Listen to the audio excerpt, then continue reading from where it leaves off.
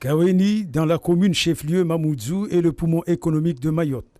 Chaque jour, au moins 80 000 âmes empruntent l'unique route qui desserve le nord et le sud de l'île.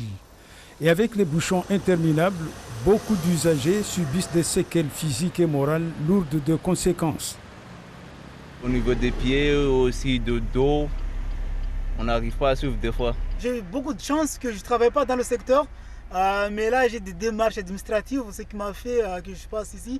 Mais d'après les collègues, ce n'est pas évident, surtout à cette heure de pointe à midi. Est-ce qu'on a le choix? On n'a pas le choix. C'est le fléau à Mayotte, donc on est obligé de vivre avec. Voilà. Les heures interminables au volant associées à une chaleur écrasante, des milliers de salariés sont lourdement impactés sur leur santé. Pour la Confédération générale des travailleurs de Mayotte, un dialogue s'impose dans l'urgence.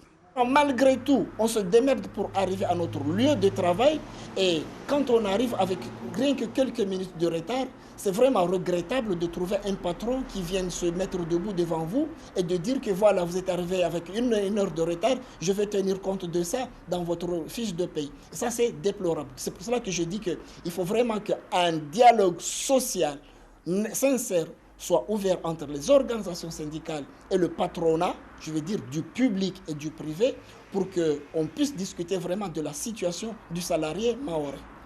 Le patronat mahorais doit trouver des mesures rapides et pérennes pour changer la donne. Emmanuel Clerc pense à la méthode d'équilibriste dans cette situation de plus en plus critique. Ça nécessite une étude, ça dépend d'où viennent les gens, à quelle heure ils travaillent, etc.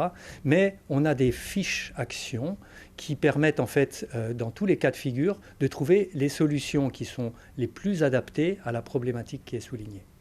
De son côté, la Confédération mahoraise des petites et moyennes entreprises se veut pragmatique. Les accords doivent s'appliquer avec une politique socio-professionnelle mieux réfléchie et adaptée aux réalités quotidiennes des salariés.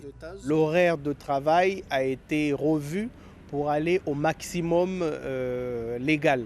C'est-à-dire on fait des semaines de 3 jours et des semaines de 4 jours. Les salariés n'ont plus à se déplacer 5 ou 6 fois par semaine pour venir au travail. Du coup, ça leur permet de se déplacer moins et avoir beaucoup plus de jours de repos. En attendant l'amélioration des conditions psychologiques et sanitaires des salariés de Mayotte, leur quotidien ne cesse d'être écorné par un réseau routier mal adapté.